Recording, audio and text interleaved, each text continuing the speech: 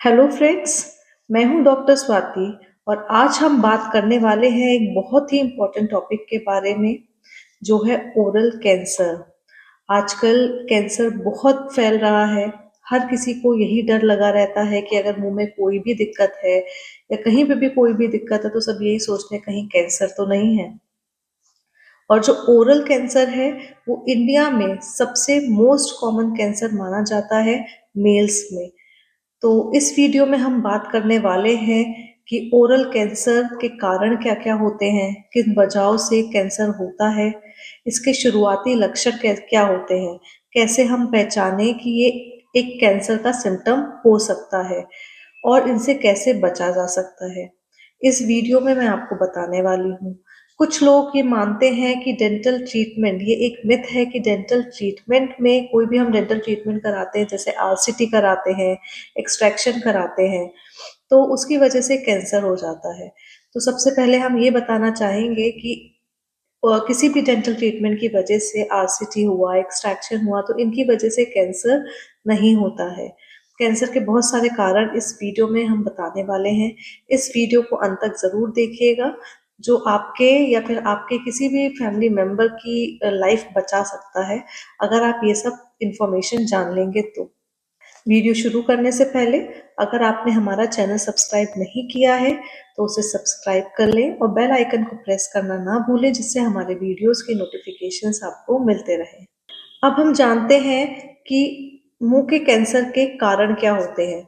जो सबसे बड़ा सबसे मेजर रीजन होता है मुंह के कैंसर का वो होता है तंबाकू। तंबाकू जैसे गुटखा, खैनी, पान और सिगरेट, स्मोकिंग, ये सब कारण बनते हैं मुंह के कैंसर के।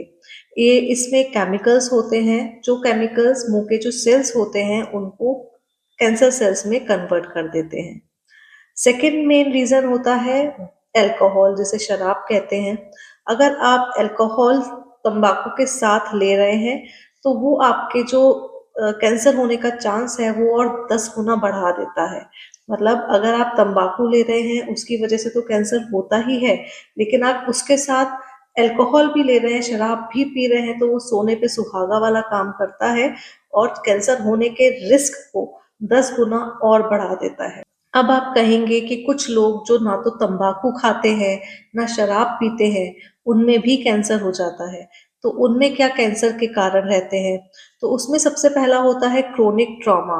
अगर आपका कुछ कोई भी दाँत जैसे नुकीला है, टूटा हुआ है, नुकीला है और या फिर कोई भी डेंचर है जिसमें कोना निकला हुआ है, तो आपके किसी भी टिश्यू को या फिर गाल में या जीभ पे, जुबान पे कॉन्टिन्यूअस इरिटेशन कर रहा है, कॉन्टिन्यूअस उससे चोट लगती जा रही है और वो चोट हील ही नहीं हो पा रही है, हील होने का उसे टाइम ही नहीं मिलता कि दोबारा से इरिटेशन शुरू हो जाती है। तो वो एक कारण बन सकता है मुंह के कैंसर का। तो कोई भी अगर शार्प टूथ होता है या डेंचर होता है तो उसे हमें खाली नहीं छोड़ना है। उसको हमें या तो उसकी राउंडिंग करवा लें या फिर उस डेंचर को चेंज करवा लें। इल फिटिंग डेंचर्स की वजह से भी बहुत सारा रीज़न होता है कि उसकी वजह से जो क्रोनिक इरिटेशन होता रहता है, उसकी वजह से वो कारण कैंसर का कारण बन जाता है। जेनेटिक्स भी इम्पोर्टेंट रोल प्ले करती है। अगर आपकी फैमिली में हिस्ट्री है कि किसी फैमिली मेंबर को कैंसर हुआ है, तो आपके अंदर भी चांस ज़्यादा हो जाता है कैंसर होने का। न्यूट्रिशनल डेफिशिएंसीज हो गई, वायरल इन्फेक्शंस हो गए, ये भी कभी-कभी कैंसर के रिस्क को बढ़ा देते हैं। पुअर ओरल हाइजीन, मुंह में गंदगी रखने की वजह से आपके मसूड़ों में इन्फेक्शन हो जाता है, वो मसूड़ों से इन्फेक्शन हड्डी में पहुंच जाता है, वो भी एक कारण बन सकता है कैंसर होने का। ये तो बात हो गई कैंसर के कारणों की। अब हम बताते हैं कि कैंसर के जो शुरुआती लक्षण होते हैं वो क्या होते हैं, कैसे हम पहचाने कि ये सिम्टम्स या ये साइंस जो हमें मुंह में दिख रहे हैं ये कैंसर हो सकता है। तो कभी-कभी कुछ लोगों के मुंह में सफेद रंग के धब्बे आ जाते हैं, जिसे हम ल्यूकोप्लेकिया कहते हैं। ये एक प्री मैलिग्नेंट कंडीशन होती है। अगर आपके मुंह में सफेद रंग के चकत्ते आ गए हैं जो नहीं जा रहे हैं और जो बढ़ रहे हैं, तो वो आगे चल के कैंसर में कन्वर्ट हो सकते हैं। तो वो एक शुरुआती लक्षण है मुंह के कैंसर की। या फिर अगर आपके मुंह में कोई भी एक छाला हो गया है या फिर कोई भी एक घाव है जो सही नहीं हो रहा है, कॉन्टिन्यूअस 2 हफ्ते से ज़्यादा बना हुआ ही है, मतलब उसको आप दवाई भी ले चुके हैं, ट्रीटमेंट भी करा चुके हैं, उसके बाद भी वो सही नहीं हो रहा है, तो वो भी एक कैंसर का कारण हो सकता है। अगर आपके मुंह में कोई भी गांठ है, वो गाल में भी हो सकती है, जीभ में भी हो सकती है, आपके मसूड़े में भी हो सकती है, जो दर्द भी नहीं कर रही है, लेकिन कॉन्टिन्यूअस वैसे ही बनी हुई है, हार्ड है और साइज भी धीरे धीरे इंक्रीज हो रहा है, तो वो भी एक कारण हो सकता है कैंसर का। अगर आपको खाना चबाने में या निगलने में दिक्कत आती है, आपसे खाना नहीं चबाया जा रहा या निकलने में पेन होता है, तो वो भी एक शुरुआती लक्षण होता है कैंसर का। अगर आपकी वॉइस चेंज हो गई है, आवाज भारी भारी होने लग गई है या फिर गले में दर्द हो रहा है, तो ये भी एक सिग्नल होता है ओरल कैंसर के शुरुआती लक्षण का। अगर आपकी जीभ में सुन्नपन हो गया है और आपकी जीभ में फीलिंग नहीं आ रही है या टेस्ट नहीं आ रहा है, तो ये भी एक साइन हो सकता है कैंसर का। बिना वजह मुंह से ब्लीडिंग होना या फिर दर्द होना, तो ये भी एक वार्निंग साइन है जिसे इग्नोर हमें नहीं करना चाहिए। ये तो हमने बता दिया कि इसके ओरल कैंसर के कारण क्या होते हैं और इसके शुरुआती लक्षण भी आप समझ गए होंगे। अब हम बात करते हैं कि कौन से लोग ज़्यादा हाई रिस्क कैटेगरी में होते हैं। वो भी आप कॉजेस से समझ गए होंगे। जो लोग तंबाकू खाते हैं वो, जो शराब पीते हैं और स्मोकिंग करते हैं वो, जिनके मुंह में हाई हाई या शार्प टूथ है, वो भी ज़्यादा रिस्क पे हैं कैंसर होने के खतरे के। या फिर जिनकी जेनेटिक्स ही है कि फैमिली हिस्ट्री है कि किसी के इमीडिएट फैमिली मेंबर को कैंसर हो चुका है, तो वो भी बहुत हाई रिस्क में आते हैं। तो इन लोगों को स्पेशली ध्यान रखना चाहिए इन चीज़ों का कि आपके मुंह में कोई भी अगर आपको इस तरीके का लक्षण दिखे, कि शुरुआती लक्षण में ही अगर आप पहचान लेंगे तो आपका 90% तक कैंसर क्योर हो सकता है। ये बात हमेशा ध्यान रखनी चाहिए कि मुंह का कैंसर सिर्फ तंबाकू खाने वाले लोगों को नहीं होता, जो लोग तंबाकू नहीं खाते हैं उनको भी हो सकता है। तो अब हमें कब डॉक्टर के पास जाना चाहिए? ये तो सारी बातें आपने जान ली, लेकिन कभी-कभी क्या होता है कि आपके मुंह में व्हाइट पैच होता है, जो नहीं जा रहा है और धीरे-धीरे बढ़ रहा है। उसपे कोई पेन नहीं होता है, लेकिन आपको लगता है कि हाँ, इसको हम नहीं ट्रीट करवाएँगे तो चल जाएगा।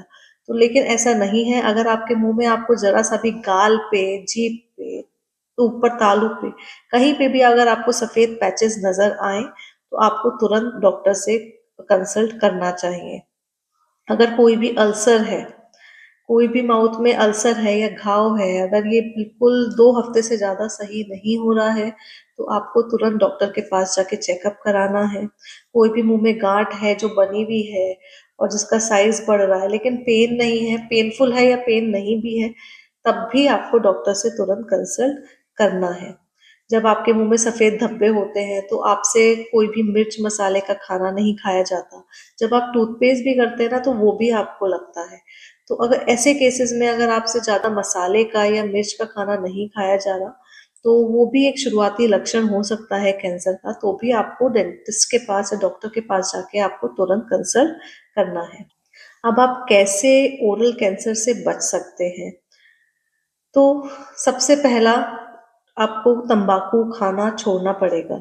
तंबाकू छोड़ना किसी और के हाथ में नहीं होता, तंबाकू छोड़ना आप ही के हाथ में होता है।